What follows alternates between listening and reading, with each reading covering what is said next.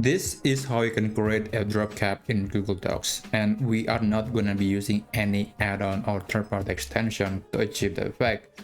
Let's say I want to make a drop cap for this letter on the paragraph.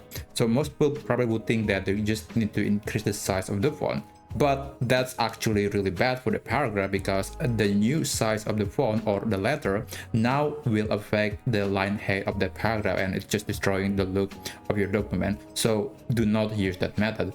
Instead, we are going to use something else. So let's go ahead and go to the insert menu, click drawing and click new.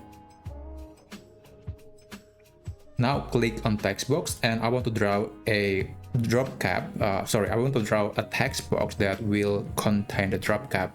Let's make something that is akin to a rectangular size. And then let's type the letter L because that is the letter I want to put on the paragraph. Now let's select the letter, and I want to increase it to maybe 72.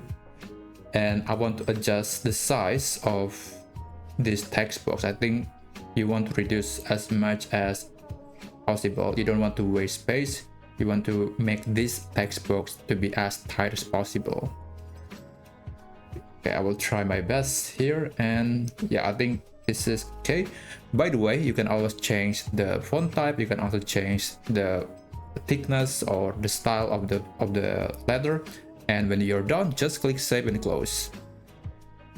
Now we have this text, just wait until it appears. Okay, now we have this big letter that we can use as a drop cap. Click on the object and select this option as the text representing. And then you can move this text around to be around here, and maybe I want to make it smaller. And basically it. So yeah, that's how you can create a drop cap in Google Docs.